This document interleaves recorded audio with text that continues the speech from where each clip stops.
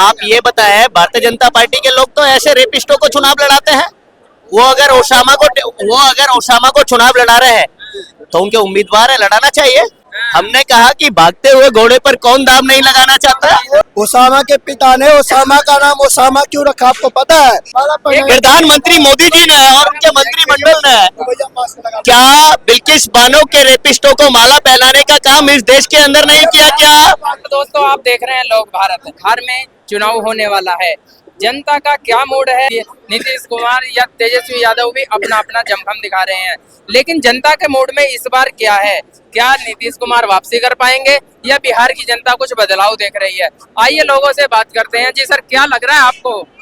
क्या नीतीश कुमार दोबारा आ पाएंगे? देखिए, जिसके शासनकाल में सरेआम गोलियां चलती हों, अस्पतालों के अंदर गोलियां चलती हों, महज 2.5 किलोमीटर के दूरी पर मुख्यमंत्री का कार्यालय होता है, पुलिस का मुख्यालय होता है, वहाँ सरेआम तमंचों की आवाज गूंजती हो, गोलियों की आवाज गूंजती हो, ऐसी सरकार बिहार में नहीं आनी चाहिए। क्यों नहीं आनी चाहिए? उसका कारण है, गुंडा राज वालों की सरकार नहीं आनी चाहिए। आज भारतीय जनता पार्टी के शासनकाल में तमंचे आम हो चुके हैं।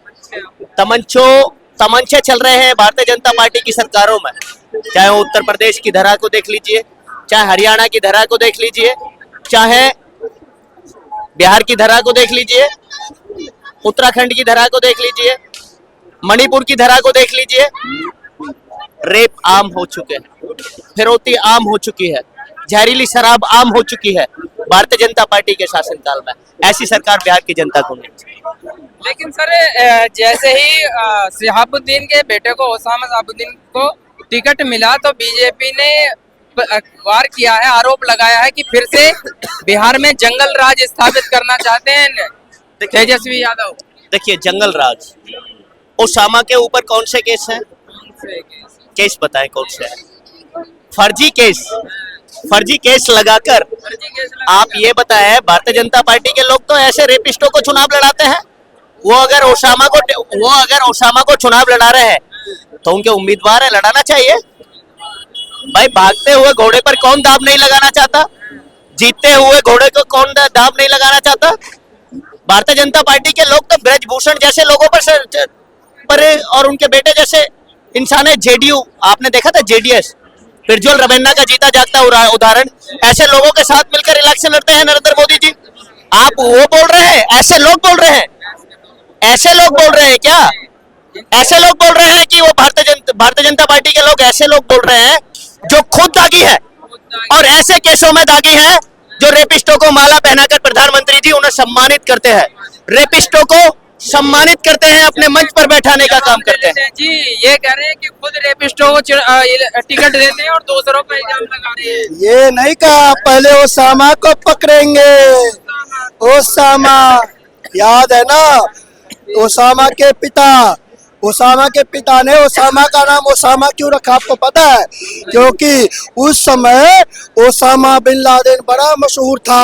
ये उनके पिता की उम्र के है ना, इसलिए इन्हें पता है। आप उनके पिता की उम्र के हैं, आप माइक यही लगा दो, जवाब दीजिए। उनके पिता ने ओसामा बिन लादेन, जो इस क्या कहते हैं विश्व की धरा पर आतंकवादी के नाम से, जो एक मशहूर आतंकवादी था जिसको अमेरिका ने घुसकर मारा, तो क्या नाम था, जो बिहार के गुंडे थे, जो जंगल राज के माफिया थे, जो बिहार के क्रिमिनल थे, जो अत्याचारी थे, जो दंगाई थे, उन्होंने अपने बेटे का नाम ओसामा इसलिए रखा कि क्षेत्र में एक भय बना रहे। और आज उनके कार्यकर्ता केवल और केवल भय से उनके नाम से डराने का प्रयास करते हैं, लेकिन वो भूल जाते हैं कि भैया केंद्र की सत्ता पर चौकीदार बैठा है, बिहार की सत्ता पर नीतीश कुमार बैठा है। ओसामा के विधानसभा की जनता उसके ही घर में बिल्कुल नीलबटे सन्नाटा से हराने का काम करेगी। देखिए, यही तो बात है। हमने कहा कि भागते हुए घोड़े पर कौन दाम नहीं लगाना चाहता? सुनिए, अरे गधे नहीं है, भागते हुए घोड़ों पर दाम लगाना कौन नहीं चाहता? राष्ट्रीय जनता दल को लग रहा है कि ओसामा ही वहां से कैंडिडेट के रूप में हो सकते हैं और वहां से जो है वो ही विजय हासिल कर सकते हैं, विजय श्री प्राप्त कर सकते हैं, इसलिए उन्होंने अपना उम्मीदवार उनको दिया। लेकिन भाजपा ने ये आरोप लगाया कि जंगल राज आ जाएगा फिर से। जंगल राज आ जाएगा। आप ये बताएं, सबसे बड़ा जंगल राज तो भारतीय जनता पार्टी के शासनकाल में हो रहा है। आप ये बताएं, भारतीय जनता पार्टी के लोग रेपिस्टों को के साथ चुनाव लड़ते हैं। प्रधानमंत्री आप सुनिए, प्रज्वल देवनाथ को जब पता चला तो सबसे पहले मोदी जी ने डीएसपी को फोन लगाया और कहा कि लात मारते हुए ले जाओ जेल। अयोध्या के सांसद ने माफी मांगी क्या? कन्नौज के सांसद ने माफी मांगी क्या? कौन थे वो? इंडी के नेता थे, बेशर्म। अरे भैया बेशर्म से तो अरे बेशरम तो आप हो और महाबेशरम जनता पार्टी है, जिसका गुणगान आप कर रहे हैं। इस देश के अंदर क्या प्रज्वल रवेन्ना के अश्लीलता के वीडियो नहीं पाए गए थे? अरे अभी तो लात मारते हुए भाजपा ने जेल भेजने का काम चुनाव किया। जीतने के बाद अखिलेश यादव ने उसी अयोध्या के सांसद को माला पहनाया कि नहीं पहनाया?